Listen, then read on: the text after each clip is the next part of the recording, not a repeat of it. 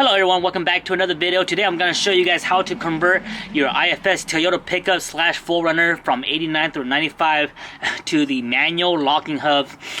Keep in mind that these are not lockers. These are not differential lockers. These are locking hubs. Basically, when your Toyota come from factory, some did came installed with these already. But if yours didn't come with that, yours came with a flange that basically locks your wheel hub onto the CV axle at all times. So as long as that wheel is spinning, it's also spinning the CV axle. This locking hub pretty much disengages the wheel hub from that CV axle, and you only lock the axle when you want to, when you feel like you're gonna need full-wheel drive. This right here is part number ASIN FHT Frank Harry Temmie 018 on Amazon. You get them about $100 new, really good prices. Now I'm gonna show you guys how it works and why there's some benefits to it. So on your original flange, the original flange is always locking the hub to the CV axle. So as long as your front tire is spinning, your CV axle is always in motion with the wheel. That puts a lot of wear and tear on your CV axle when you don't need it. With the hub install, you now have the option to free it, and you can free it, and you won't ever need it unless you need four-wheel drive. So now that's in free position, you can see here, the axle is now free. Only the wheel is turning. First things first, remove the tire. Obviously, I'm not going to teach you guys how to do that. Now that we have that out of the way, we want to remove this dust cap. This is a really nice one. Looks like it hasn't been serviced at all, or either they put a new one. But we're going to remove this, and this is going to go trash. Use a pry bar, and use a flathead, and use the biggest purse you have. My camera was having some technical difficulty earlier, so I am recording these after I already did the installation.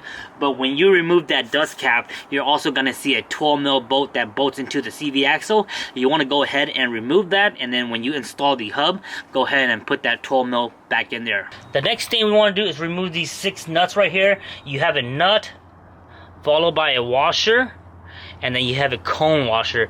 These cone washer, you have to use a brass punch, and you put it right on the stud and just hammer it.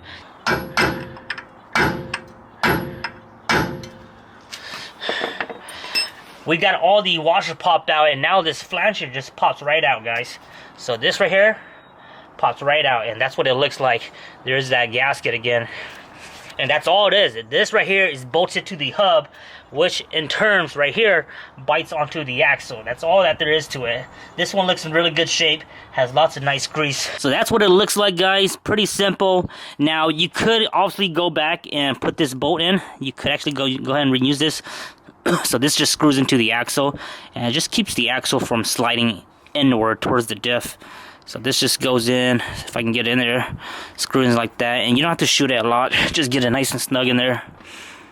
So this is the 12mm, so we're going to put that in, and then after that we'll go ahead and put the cone washer, the washer, and then the bolts, and get that all back in there. I usually just give them a nice zip. I don't really torque them down or anything like that. You don't have to put too much grease in here. It's already pre-greased, and you don't want this to be fully too much grease. Here I am just installing the cone washer. After the cone washer, you have the regular washer, and then the 12mm nuts. Pretty simple, guys.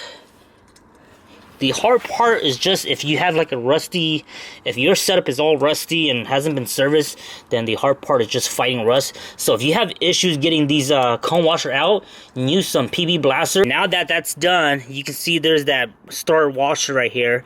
Now we're just gonna go ahead and put this back in. Now this thing here does line up in a particular way, and you'll figure that out eventually. You just have to mess with it a little bit. So right there, so that's the position.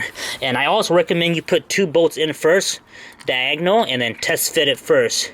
And I'll show you guys how to test fit it. When you get your hub installed, you want to test it real quick. Make sure you have it in the free position with the wheel jacked up. Your CV axle should not be spinning.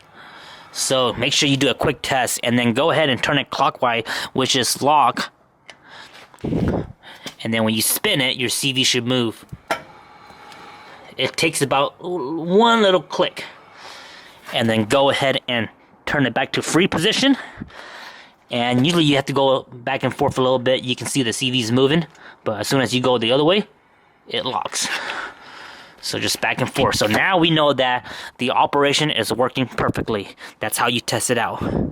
Something nice to do is just go ahead and recycle the old package. So we're gonna wrap the auto flange up, put it in the baggie here, and we'll go ahead and store it right in the box. So whenever we need these again, which we shouldn't ever, we can always go back to it. So that's part number right there, FHT018. That's pretty much it. We're gonna go ahead and reinstall the tire, lower it down, and then do the other side, same method. I just put a little scratch on here already. It's so nice and shiny and pretty. That's gonna be all for today's video. I hope you guys enjoy a quick and easy way how to convert to manual locking hubs, the ASIN ones, best in the market. They do make other types of brands out there, which I don't recommend. I recommend you guys stay with only the ASIN hub. I also recommend you guys learn how to tear it apart. Learn how to tear it apart, work on it, and see how everything works. There are a lot of mechanism inside the hub itself, some springs in there. So whenever you guys get the chance, if you guys bought it new, I recommend don't do it now, but in the future time, learn how to tear it apart so you know how it works and how to fix it when you're on the trail.